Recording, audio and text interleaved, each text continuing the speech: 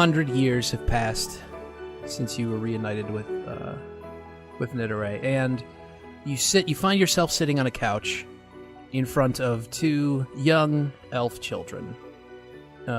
Roll an intelligence check to remember if you remember how you met their mother.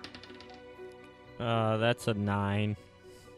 Thankfully, you don't creep them out with like a 600 episode long like epic retelling of all the women that you slept with. Let me tell you creep how them out. I really am in love with your Aunt Camilla.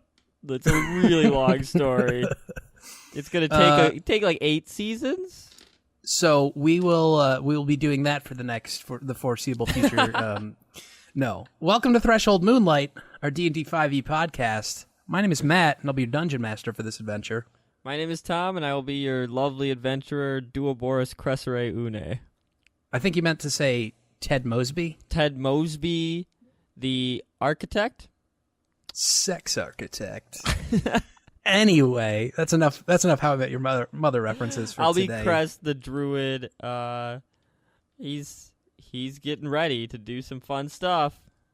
I think he's mostly unconscious at this point. I understand. So that's how he ends every episode. Last time we left off, you were in a good situation. Was I? Yeah, I'm going to say that just for a change of pace to throw people off.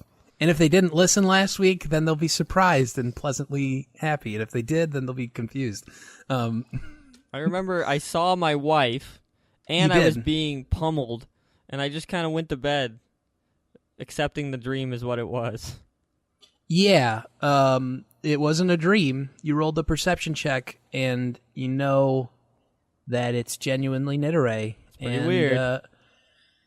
You wake up in a cave deeper in the Mammoth Mountains. You're not really sure where exactly you are, but you're positive that you've gone deeper in, and we have to go deeper.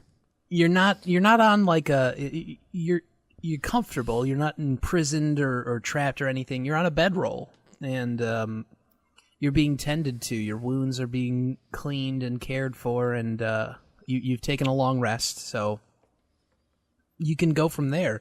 The only other person in the room with you is Nidore. Okay. Is she in the cavern, I guess? It's not really a room. Is she tending to me? Yeah, she's cleaning your the burn marks that were left behind by the eldritch blasts that sort of crashed into you and knocking you unconscious, and any puncture wounds from the battle with the Wendigo, she's cleaning and patching up. So I'm just going to, on reaction, like grab her wrist, and then I assume she looks at me? She puts her hand, she grabs your wrist as you reach up for her hand, and she kind of gently puts it back down towards the ground. I'm going to look at her and go, Nidore, is that really you? Yes. It's me. It's been so long. I'm sorry. I know he's so reluctant to believe it.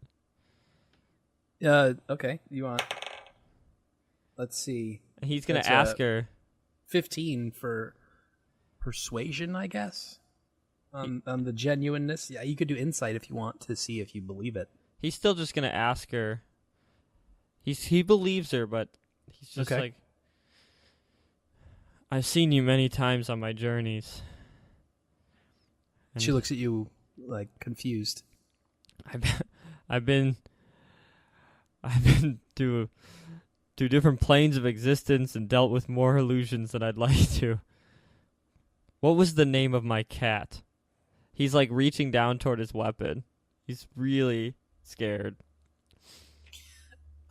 Seeing this, Nidore reaches her hand out and places it on his hand and says, "You know that I know Bokewill, your lynx from the jungles of the homeland, just outside Galn." Would I get when Crest gets tense, so does Tom? Like I was all tensed up.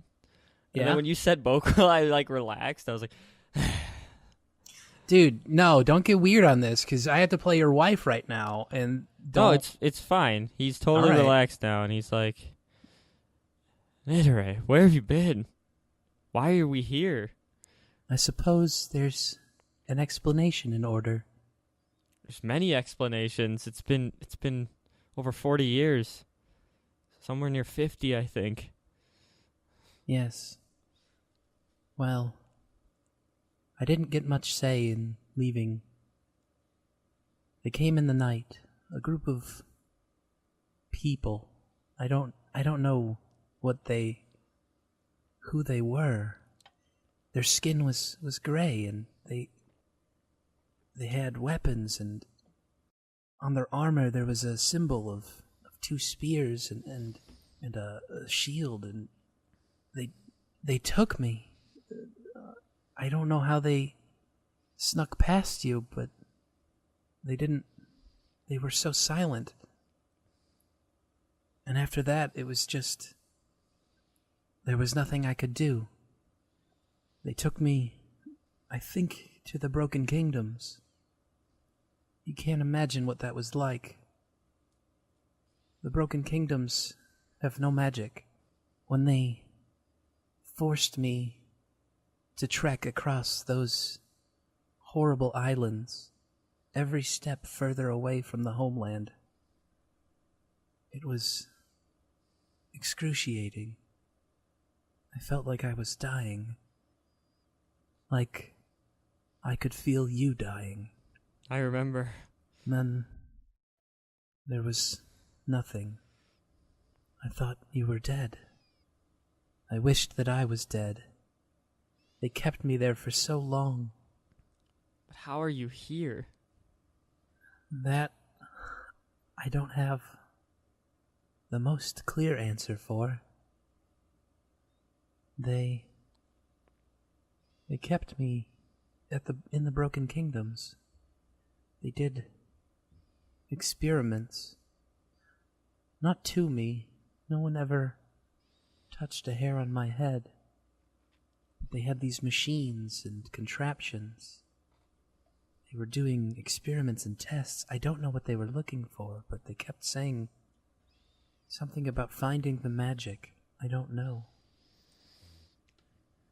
And then, one day, this beautiful blue woman appeared. I'd never seen her before, and I trusted her immediately. I can't explain it to you, but... Do you know, was she Lunam? No, this was someone else. Okay. She had light, beautiful wings. She appeared to be floating whenever she would move. She said to me she needed my help, and that if I was willing, she would rescue me from this horrible place, and eventually I would get to go home. Well, yeah, let's get our things together. We're gonna go right now. We have a lot to discuss on the... No, you don't understand. I have responsibilities now. I made a deal to escape that horrible place. How do we get you home? The woman, the blue woman, she rescued me, and she took me from the Broken Kingdoms, and suddenly I was here in these caves. I'm told this is very far north, somewhere called the Mammoth Mountains. A little uncomfortable. There's not enough trees for my liking. Well, if we're not to go home, I should tell you. Actually, if you look around the room, you see that it's filled with like potted plants and like inextricably like it's like our old home. Yeah, there's life everywhere, and like it's clear that this was done by someone who's extremely skilled with horticulture. It's clear Nidore did this, okay? She's got all kinds of plants and flowers and things that don't make sense to be blooming down here in the caves. Like random new things that you've never seen, like cave flowers blooming out of like stone ivy and things like that. And it's this is really weird. Cool. Because this is the first time Cress is actually like happy. Oh, that's good. Cress the happy character. He's not a curmudgeon. He's not. His wife is here, and she's got her weird plants around. And he's going to get up and be like, well, if we're not going back to Galn, I should tell you, I'm not crazy. But Lunam sent me to find you. And He's gonna she make draws in a deep breath when you say that. He's gonna make a symbol of the moon with his hands, kind of, it's kind of like crossing yourself in the. Okay. It's a Terra Totem thing. So he makes the symbol and gets like up. Across your forehead, or like? No, you draw like a moon on your chest. Okay. With like your thumb. Okay. I'm doing it right now. It's really sweet. I can't see it at all. There you go. Okay, cool. It just looks like I'm drawing a C on my chest, like a crescent moon. And then tells her that Lunam sent him, and then starts like getting up and like looking at the plants and stuff. When you mention Lunam, she perks up naturally as an elf.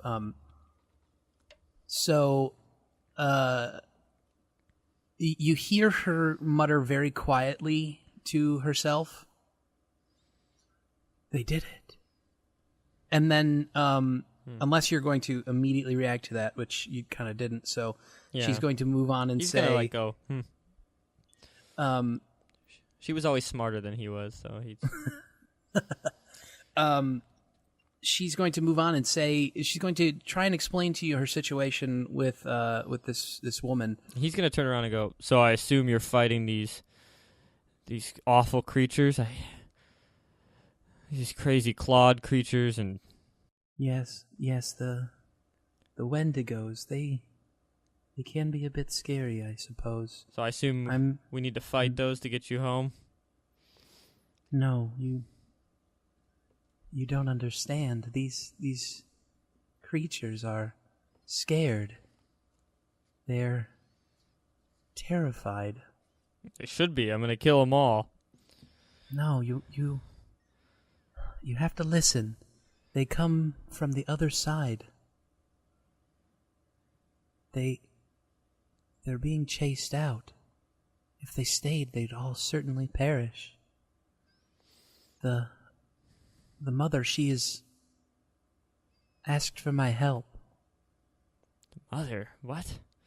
I need to save them. They are not monsters. They're just scared. On one side, there are thousands, millions of men and dwarves, maybe. A terrifying army. We've tried to push past them into safety, but they want to keep us trapped down here. On the other side, an unspeakable horror that will surely kill all of them if we cannot get them to safety. And you're stuck here because of a bargain. Mother saved me. I owe it to her and to the Fae to try and help them.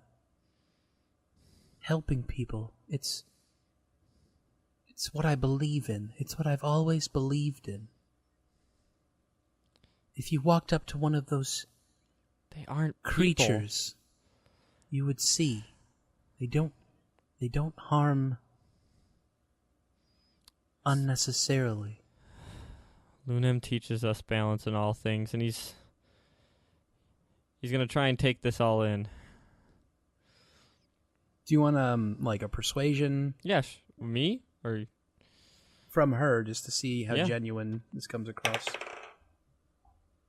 Ooh, she rolled a 1, so you can take it however you choose, I will say.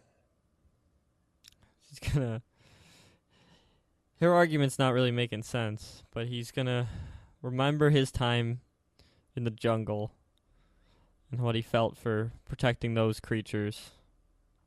And he says, nothing deserves to be hunted to extinction. She smiles when you say this. I knew you'd understand. I don't, but you always knew more than me. So you have my sword and the staff you grew me at your side. And he pulls out Tacit and shows her that it's still there. She smiles when she sees the staff. She traces her fingers down the twisting, gnarled growth of it and feels the magic within it. And she puts her hand on your... You said you were grabbing a sword? Yeah. Do you have swords? Don't I? Nope. I don't Daggers. know. I was going to say, I remember you didn't want just wanted to do metallic. and my axe. Okay. Well, she'll I put have a hand bone on daggers. Yeah, your bone daggers. She'll put a hand on the bottom of the bone dagger and say, And my dagger. we don't need to fight. We need to talk to the people, to the humans, to the dwarves, to tell them what's going on. I'm sure that they would listen to us. They won't listen to me. I don't know if you remember. I'm not the most charismatic person. He can't say charismatic. I'm not good with words. I'm good with these. And he pulls out the daggers again. She turns her head down and shakes it and says, violence is not the solution. We've tried that. It's only resulted in hundreds of thousands of deaths. They've lost many, we have lost many, and neither side is closer to what they want. I'm not really sure what's going on here. I was in a secret cove, and I had to kill one of those things. They seem... You killed a fae? Yeah, Wendigo. Duabores. It was gonna kill these people. I suppose it was necessary then. They aren't of this world. They don't understand how... They don't know how this side behaves, and it's caused some problems, but I am certain that if we could just talk, that we could make everyone understand and everything would be fine. Well, I still follow Master Tervinari's creed. So we won't kill uselessly. At this point, she stands up. I didn't describe what she looked like yet, did I? Well, Cress knows. But Tom doesn't actually, so. Okay. You What's probably she wearing? Full plate mail. Yes, she's wearing full plate +3, mail. I think. She's been talking to you like a character from Dark Souls who, acts- there's just a muffled voice that comes Yeah. out from behind her. It's plate mail made out Enormous- of bones, so Cress could wear it, right? Yeah. Yes. Bones of human beings. That's And fine. you're a monster. That's fine with Cress. No, she is actually wearing a long, light blue robe. And, it's cold. It's really cold. You're probably struggling a bit Yeah, her hands are freezing.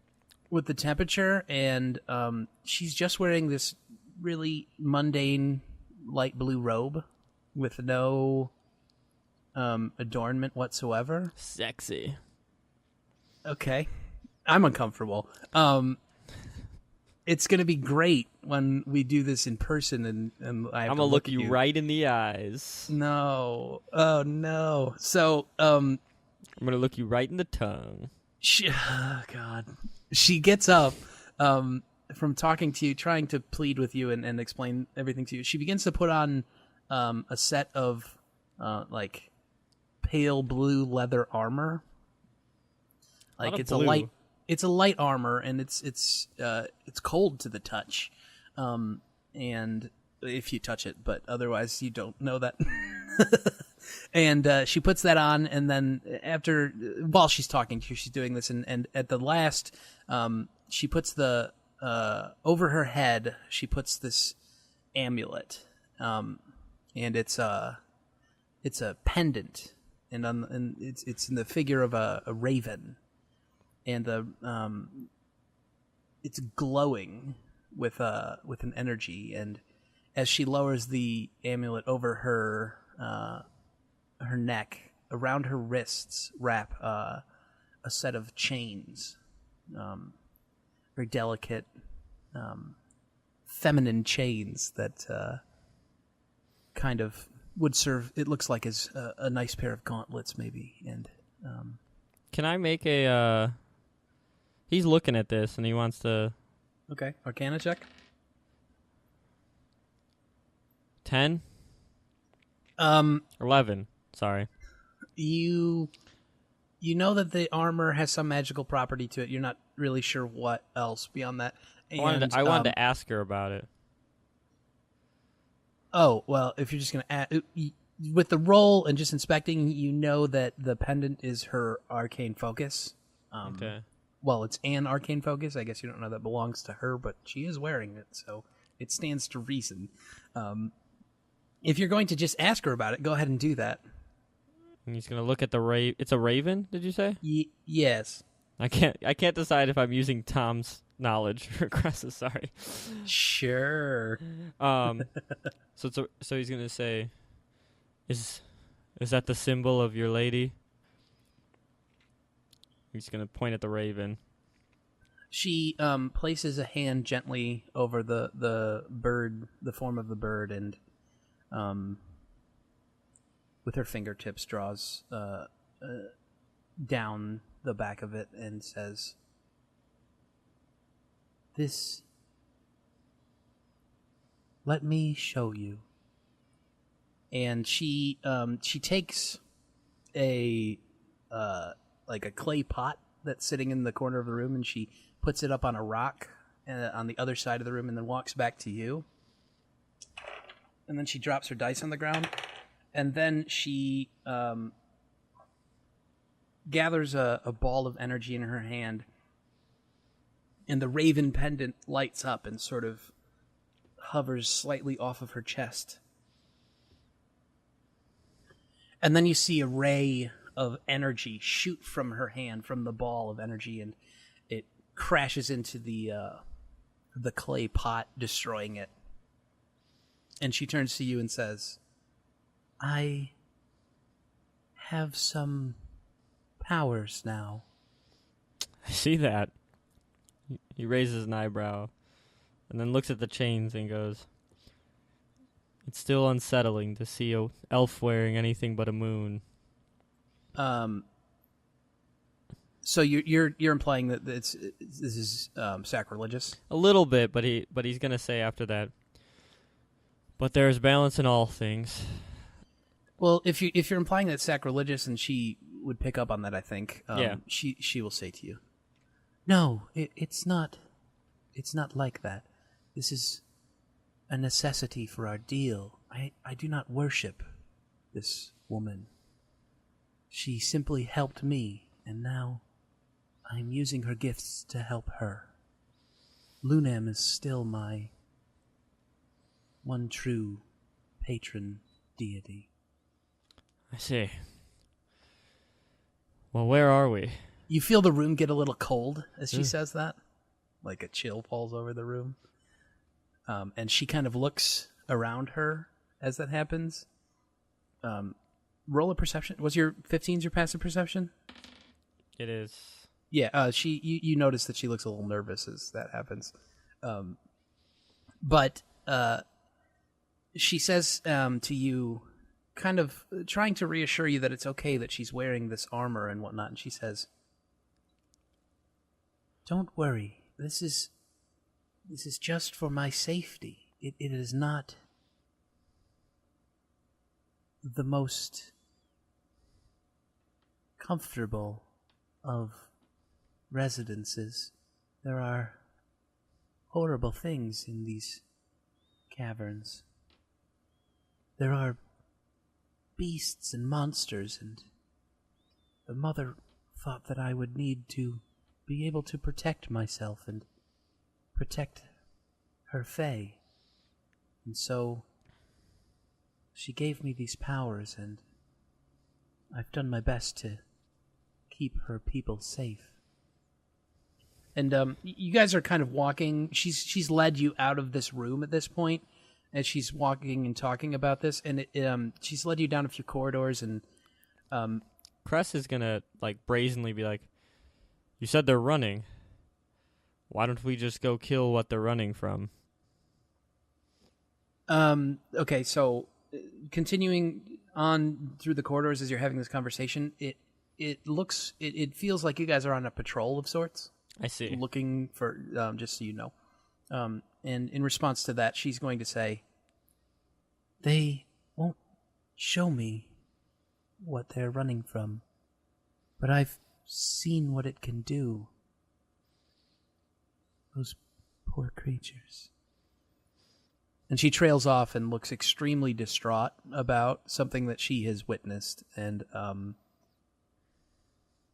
continues walking forward, maybe a little bit faster now, away from where you guys were.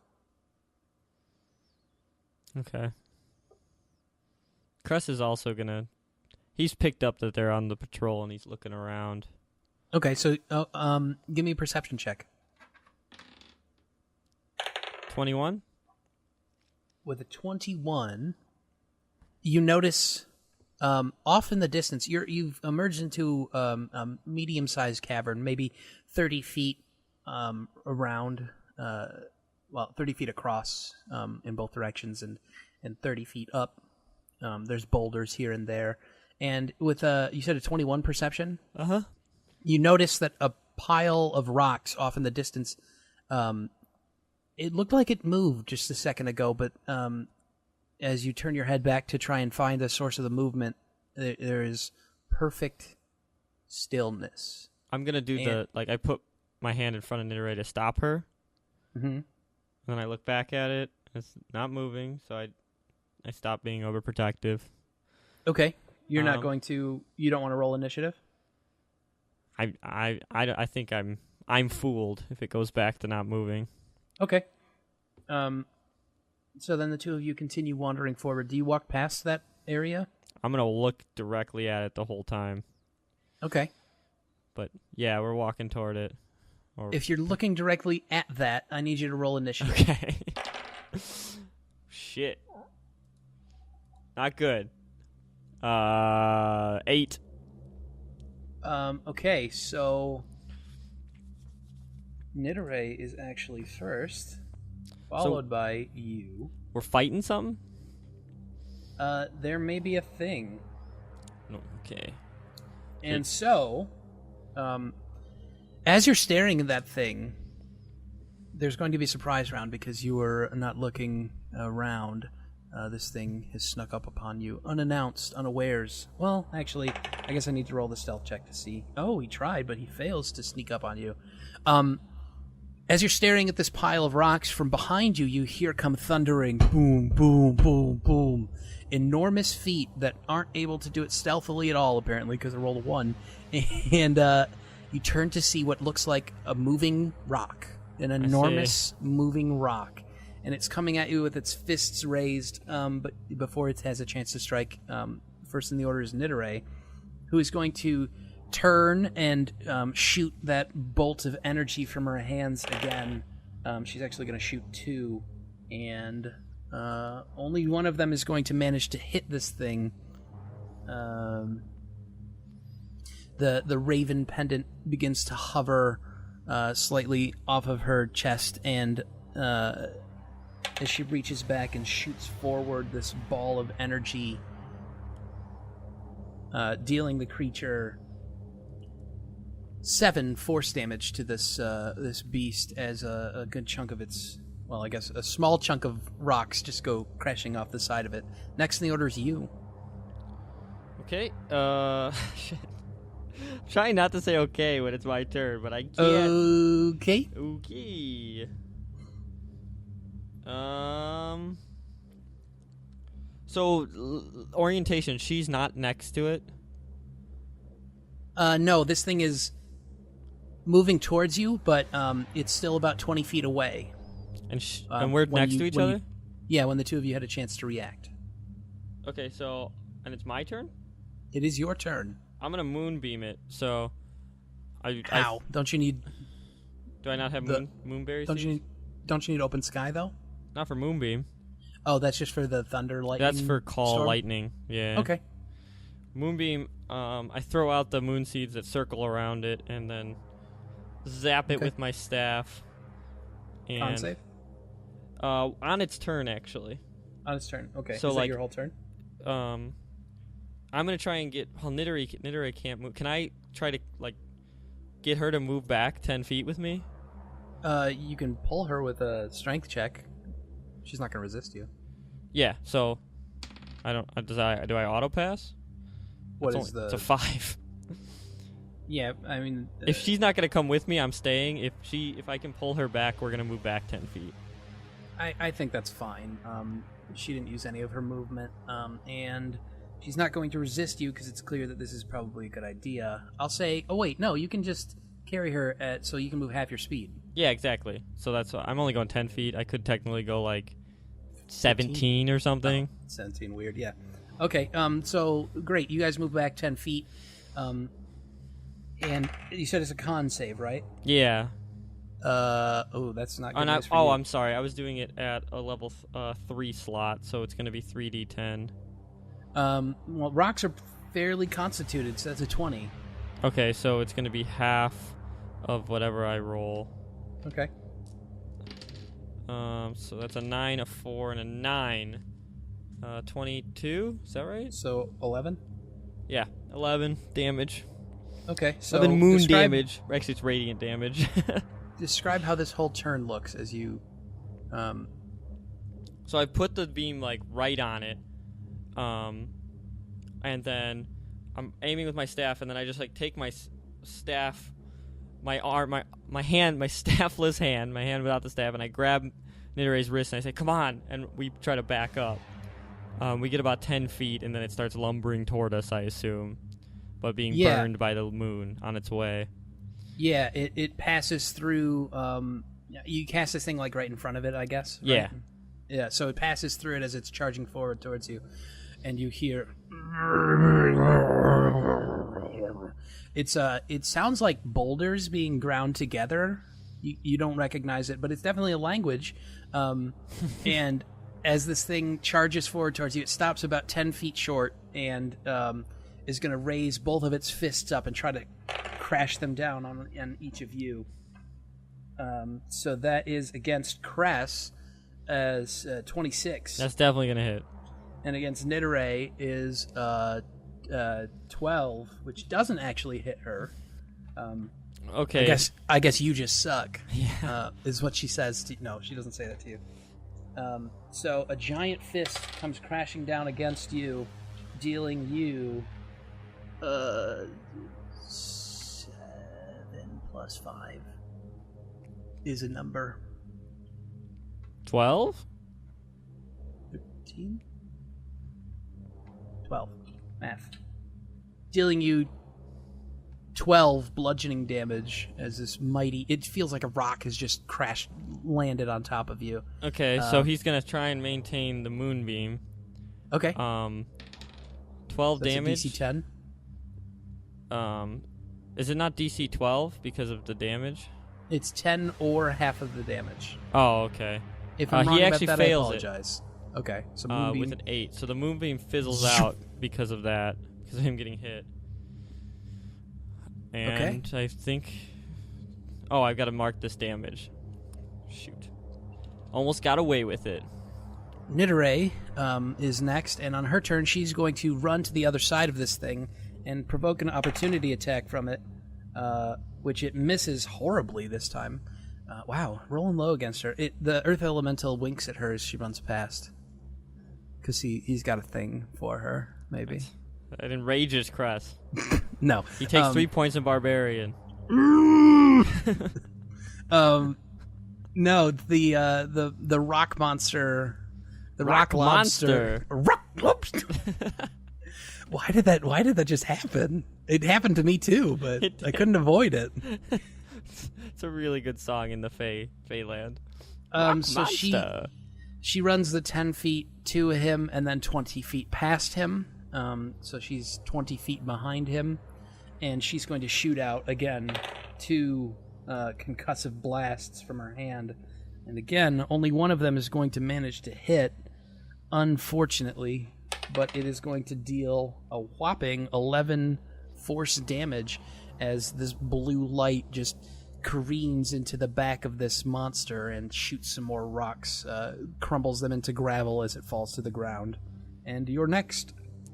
Okay, so Cress has just been hit, and he's going to pull out his trusty leaf, of his sumac leaf, and make it grow into his fire sword. So this leaf comes out in his hand and just... It's kind of like a lightsaber, basically.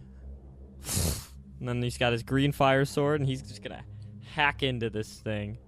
This thing's right up against him, right? Or 10 feet? So he has to move 5 feet toward it. Okay. And then he's going to try and hack at it. Melee spell attack. Shoot. I'm probably going to miss. It's like a 12 to hit. Misses. It's actually a 13 to hit, but... Still misses. So he's just going to miss with his fire blade. And that's it for his turn. He's just staring down this guy with this green fire blade in his hand. The rock monster, it seems to melt. Starts dancing. It merges into the ground beneath it and just falls straight downward. You can take an opportunity attack as it leaves your space.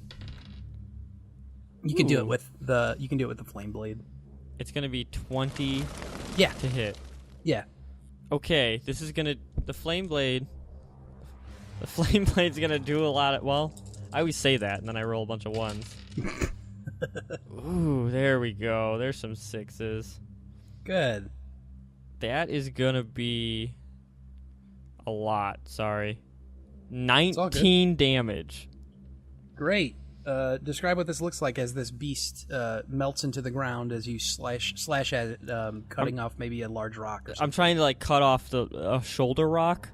I was trying to aim for one of the limbs that crushed me, so I'm trying to just sever off one of the rocks and hopefully... Yeah, there's a sizable boulder that maybe a bowling ball size. If there were bowling balls in Threshold, that is. Yes. Maybe there are. Maybe there's a bowling ball dimension. Who knows? There probably is. It's great. So you do a good chunk of damage to it. It's still this thing's turn. It disappears underneath you. And give me a perception check, or I'm going to give this thing advantage on this attack. That's a 20. So it's going to be 25. Okay, so the thing pops up behind you. It seems to have moved through the earth somehow, through the rocks of the cave, and it lands on its feet behind you, and it's going to just swing again, 2 giant fists in the air, both of them coming against you this time. One of them is a 16 versus AC? No, I'm sorry, a 19 versus AC. It's going to hit. Okay, then they both hit. And that is going to deal you a good chunk of damage. Now, do I only have to roll con once, or do I have to roll con twice? 2 attacks, so hold on, let me... So you have a concentration up right now? Yeah, the blade. Okay, neither of these are going to be above 10, or above 20, so 2 DC 10 concentration checks.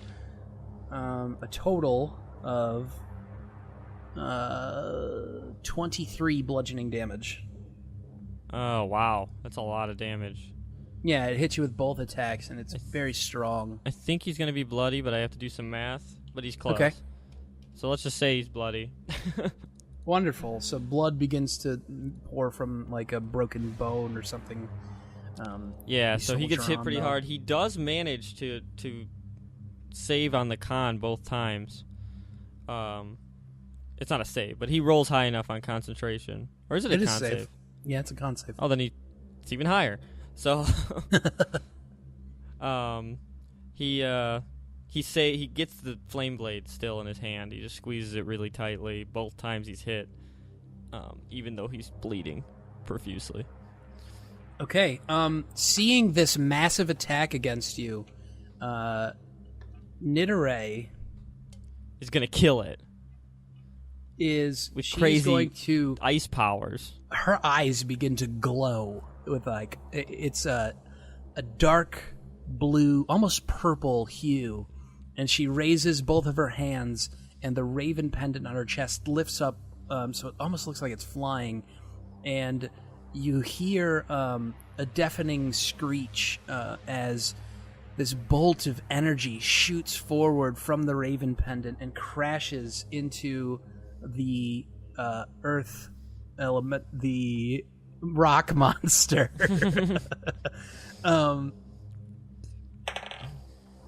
That is going to be a 15 versus AC, which actually doesn't hit the creature. This bolt of energy careens off of its shoulder and shoots into the air, and it's still there. It doesn't do anything. It doesn't dissipate or move, but it's just hovering above this thing, ready to attack again. And that takes us to you, Cress. Cress is going to use his inspiration. Oh, shit. That joke inspiration I gave you? I don't remember. Okay. It's on That's the fine. character sheet. Count it. The one for saving the people? I thought it was real. I think the inspiration was given to you so that I didn't have to do the accent anymore. Fine. But it's all good. It's a 20 to hit. Yes. Huzzah! And I totally would have missed without the inspiration. Totally. He's gonna try and sever the head of this thing.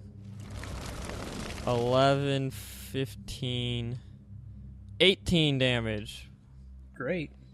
So just 18 damage. You're not going to sever the head, though, unless you have some weird thing that No, lets he's you just do that. trying to chunk into its neck with it, so... No, but It's too tall? if rocks could bleed... That's a good metal single. Yeah, it is.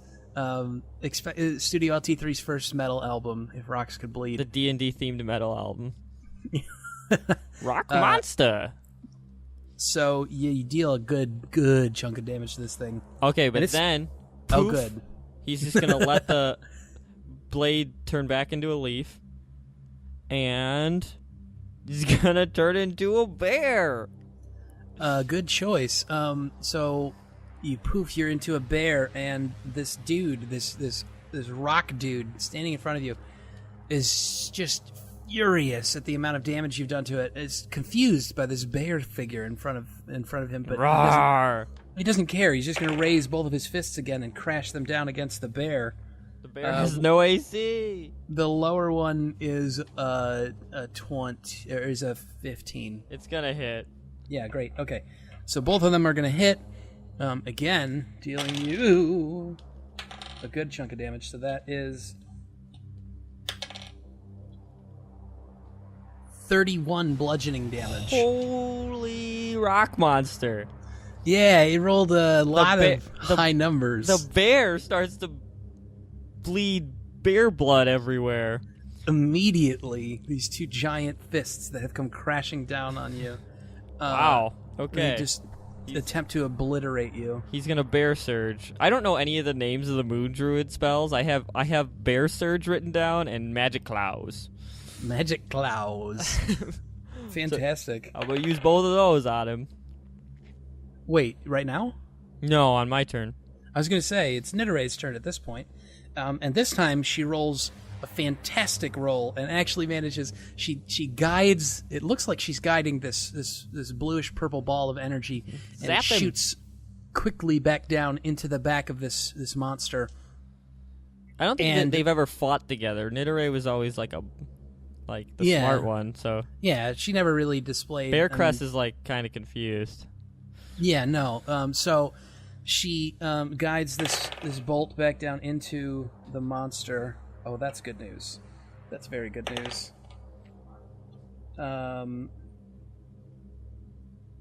Yeah, dealing 27.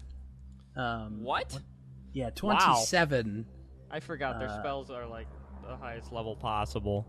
Yeah. What is the type of damage that this does? Lightning damage.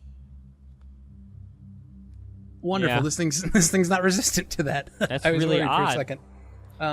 Yeah, so 27 lightning damage to this thing as this purplish ball. You see it begin to glow from the inside as the bolt of energy shoots into it, and then it shoots back out through the front and straight back up to where it was before, hovering above this thing. And there's a hole in the middle of this monster's chest that you can see, and that takes us back to you, Cress.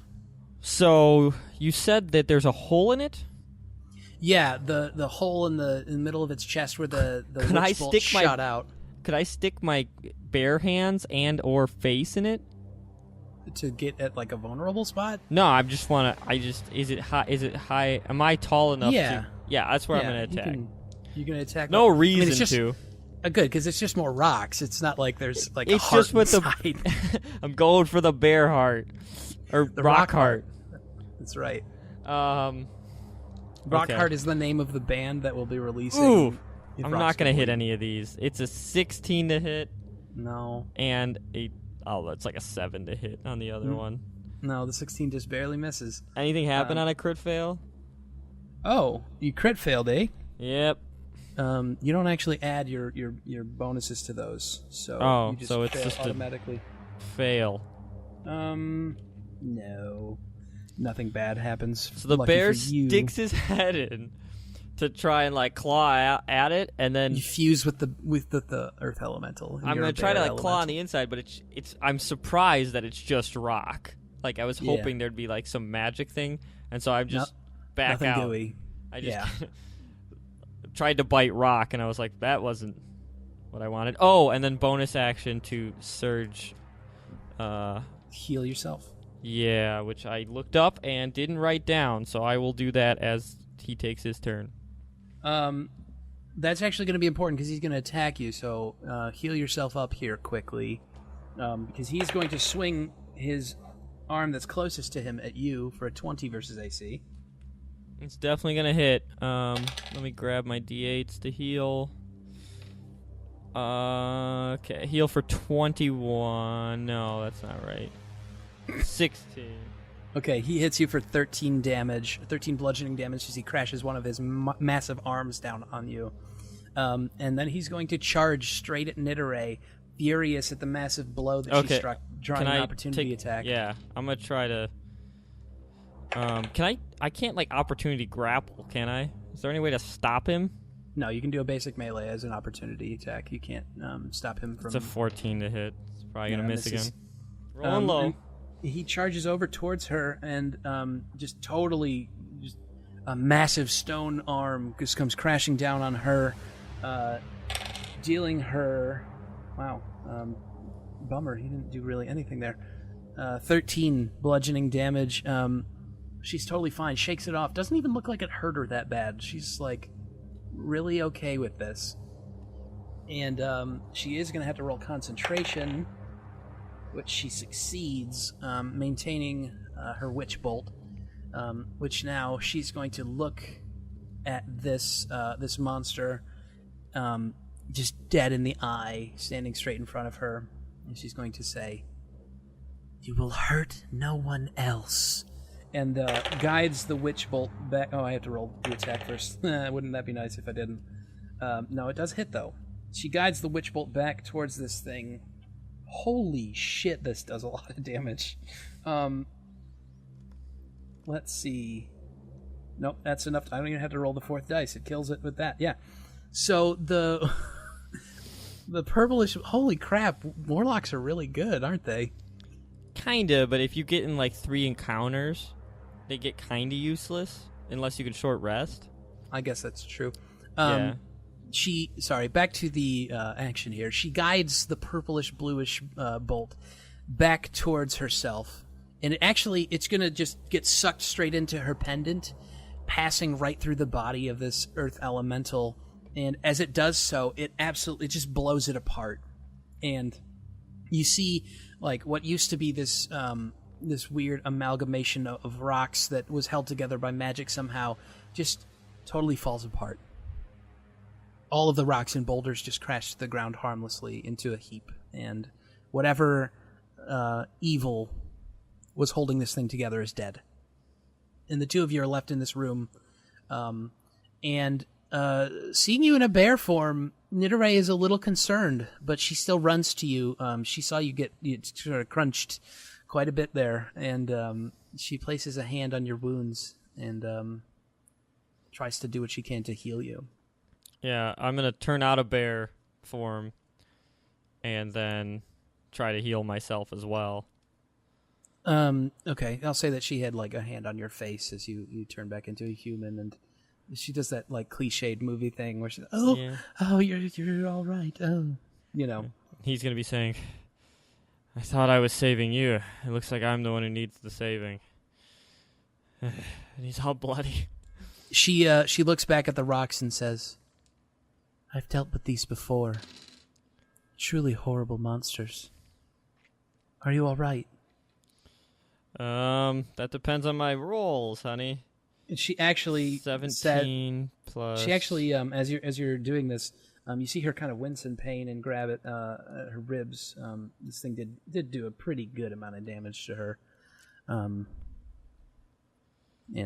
she doesn't seem too concerned with it though. Cress heals himself and then sees her do that, and then casts it again to heal her for 13. Oh, that's how much damage she took, so she's back to full. So, yeah, the minute he saw her winch, he stopped and cast Cure Wounds on her. Perfect. The two of you are standing in this cavern, and are you going to do anything else in this room, or is she going to just lead you back off to continue this patrol? Cress is probably going to walk over to the rocks and say, so what was that? Some sort of rock monster? No. And then Cress starts to boogie with a 2 performance check. Cress can't dance today. He fall down. Cress couldn't dance before either. He's never been able to dance. Yeah, actually, that's good. I forgot. Character continuity. Jamie was the one who could dance the night away. Not that Cress knows who that is. That's right. You don't. Who? And Nidore looks to you as you're talking about this beast, and she says, "It's an elemental. There are many of them in the mountains here. They're rock monsters held together by magic, and they shouldn't be attacking people. This is the balance. Something's wrong. We are infringing on their homes. It is only fair that they defend themselves, but we must do what we must to survive." And so he's stacking up the rocks in like a neat pile. Okay. It's sort of a small ceremony of like, sorry, we had to blast you into pieces. Right. You might. I don't know how much you would know. I mean, it stands to reason that you may have encountered elementals occasionally, but you know that they're neutral. That they're the essence of balance, basically. Yeah, I feel like Cress would know they shouldn't be attacking things here.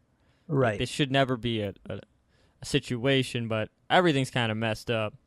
Yeah. The world's going to hell, the 9 hells in a handbasket. It's a saying. Teratotem saying. Sure it is. So the two of you continue on your patrol, and she stays silent through most of this. She feels you maybe pick up on that she seems focused, trying to avoid a situation like that happening a second time. Okay. Not she's not mad at you or upset or anything. She just doesn't want to get attacked. I see. Do you try to engage her, or do you do the same? He's kind of a quiet guy, but he's gonna say that those magics, those were impressive. How, like, right away or towards the end after of your a little patrol? bit, like towards the end, he's gonna patrol with her quietly, and then you're coming back to the first chamber where she destroyed the pot and tended to your wounds, and you say that to her, and she says, "The mother, she's asked me to protect the Fae, to help them, to save them." Where are they? We have this obviously this is your chamber with all the plants, but do they have a city? I guess I should have mentioned that like you can hear like different creatures and maybe Oh, there's passed chittering by. about? Yeah, and you maybe have passed by. I guess this probably would have been an important thing to say. You see a Wendigo in the distance, maybe a group of them, and they look at you and they don't do anything. They just sit there. Are they like grazing? Are they? Do they seem? Would he think that they're like animals? And not monsters? You can't really place them. They're rather otherworldly. They don't make sense to be on this side of the strip, so they don't really work in your brain as far as what you think they are. So, they see you with Nidoray, and they definitely don't attack you. They, in fact, with your perception being as high as it is, you can see that they actually seem appreciative of her existence and presence. Okay. So I guess if you wanted to run off and attack one of these as you were passing them, you could do that. He's going to observe them and observe the Fae, and he's kind of, in his head, he's formulating the, like, we have to get them home. Like, that's the only solution. Back to the other side of the strip? Kill the giant thing. Like, he's really haughty, and he thinks... You don't know, giant thing. So in his mind, it's a giant monster on the other side? Yeah, whatever the threat is, let's just go there and kill it. Because if I have given you any indication of what that threat might be, disregard that, because she has... Nameless, formless entity chasing. Nidoray does not know. She just knows. She's just seen the results of its the bad stuff. So, if I misspoke it's earlier, probably I a goblin. I got it. It's just one goblin. I throw a dagger at it. He has seven wizards that travel with him, and each of them cast enlarge on him in quick succession, and he becomes larger than the entire strip. I remember the theory crafting on that. So you're back in her chambers, and things are quieted down. And unless you have something else, we're gonna actually end the episode here. Can I like sleep next to my wife? Is that gonna happen? I'm uncomfortable with it because I have to do that. But you have to be the little spoon, is what I'm saying. No, she actually wants to be a jetpack, so she's gonna no, big spoon. No. You guys, she has a pair of bedrolls, and she puts them together, and you're going to sleep already because you just woke up not too long ago. But I guess you were unconscious. Eventually. I feel like we talk the night away. Can we do that? She makes dinner, and you chat the night away, and she tells you, specifics about her incarceration in the Broken Kingdoms, and I'm happy, so I'm like, you won't believe it. I went to hell. You know how your parents were always saying, go to hell? Like, I was there. You know they were joking. Yeah, there's playful banter, and you feel but he's happy like actually again. happy, even though he's in a cold cave. She lights a fire for you, but sits a little further away from it. I light a fire. There's a fire between us. A fire of passion. Stop that. And after you've eaten some dinner, hers of course being cold, you go to bed, and it's lovely, and you're safe, and you're not in danger. And next time when we pick up, we can actually say that for reals. There we go. Questions, comments, concerns. Wow. Okay. I did not. Mind blown. My wife is here. Yeah. Cress is now a happy camper. Because you're camping and you're happy. Wah, wah, wah. Well, I mean, that's cool. I'm confused about whether I'm a good guy or bad guy.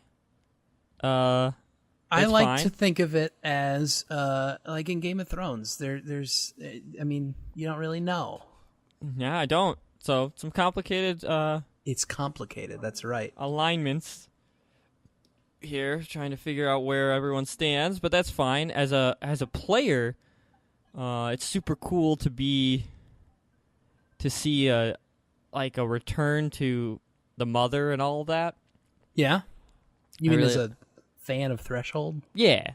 Okay. With my knowledge as Tom and knowing Jamie's character and knowing the mother and everything, it's cool to see another patron or another warlock of the same patron she did say she was going to go find someone who would open the cold iron gate. We'll Yeah. see. We'll see if that is a thing that happens. Who knows? But Crest, in his head, doesn't think he thinks the solution is simple and just you go kill the thing on the other side. Because these things seem to be out of place here. So, like, if they were even on the surface, it doesn't seem right. He just wants to go kill whatever it is. If it's a demigod, he's ready to get it. Fantastic. Maybe you'll do that next time. Yeah, I'm going to need to be level 20. You level up all the way. Is All the spooning with his listeners, everyone who listens, you level up to level 20. Thank you very much for downloading and listening to our podcast. We really appreciate it. If you'd like to help us out even more, please share this with your friends, your family, coworkers, hobos on the street.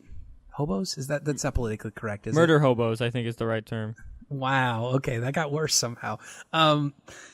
We really appreciate it, and it would definitely help us out. We're on iTunes and Stitcher for your convenient consumption. And if you do listen on iTunes, if you could give us a review, that would certainly be super helpful. That's like sort of how they recommend things to people. So if high reviews, I'd like to put in. Well, I mean, I'm not going to influence how people review us, but yeah, if you like it, give please. us a high review, or I'll come to your house and I'll be weird. Don't do that. I'm already feeling uncomfortable. Maybe we'll just tweet them, because you That's can reach fine. us on social media, Twitter and Facebook, at Studio LT3, Studio LT3. Studio LT3. I almost did it, and I held back. Thank you. You were You're close. asking me every week. So, and also, I've been forgetting to mention this. We have a subreddit. Oh, yes. Is it Threshold did that. D&D, or is it D&D Threshold? D&D Threshold. So the subreddit's just our D&D Threshold. You can post pretty much whatever you want there. There's a really fantastic gif of Steven right now. Yes, saying there roll is. initiative. I laughed so hard at that. But like, if you have content, if you have suggestions, we can theory craft there. People's suggestions get taken in the original Threshold Classic all the time. Yeah, Two Shots and the Hawkborn Rangers. Were both, those are both suggestions. Crowdsourced. And our whole campaign is basically a suggestion gone wild. So, Woo. so if you want to run a campaign, there's information on how to contact Steven and do all that. We're super involved with the subreddit, so yeah, you get a community going there. One of us is. The other one got shadow banned for posting to too many subreddits. Too many cooks. Too many. That's cooks. okay. User Dice to Meet You is coming back. He's gonna make it be the new admin. Thank you to D6 Mafia for creating Threshold and for making it a thing that we can enjoy on a weekly basis. Is it time to pump the big thing or the big news? I mean, Steven announced it, so I you saw can it on certainly Twitter. do that. But hold on, go to d6mafia.com and youtube.com/the D6Mafia and check out their stuff. And then check out their stuff. Tom's going to tell us this thing. Especially because we're going to be doing a crossover soon. So we're going to use the magic of technology and cameras and stuff, and we're all going to be on the same show. I don't really know Skype. What's going to happen. Yeah, we're going to fumble over our words a lot because, like, people don't know this because I edit the shit out of our show. There was a motorcycle and, like, a V8 that was revving outside of my apartment. I just talked about barbecue sauce for, like, 5 minutes. That was so funny, and I can't leave it in. But, yeah, we're going to do a crossover. We're going to appear live on there. I can't believe we have to record. I forgot in the flesh. that. We have to do it live. Oh, man, I got to practice. So that'll be exciting. Coming out on June 1st, there'll be a crossover episode, and then another one really the week comes after out that. It comes out right away. Yeah, wow. that's what they told me. If I misspeak, I apologize. The final say on that obviously has to come from the guys at the D6 Yeah, Mafia. so and who knows? We might break all the computers in the world when we try to record. Yeah, So- maybe we'll see. Well, hopefully that all gets done. And then get your tickets to Gen Con. Woo! Do all that stuff and keep playing D&D. Yeah. Other than that, that's going to do it for this episode. Thank you all very much for listening, and we will see you next week. See you next week.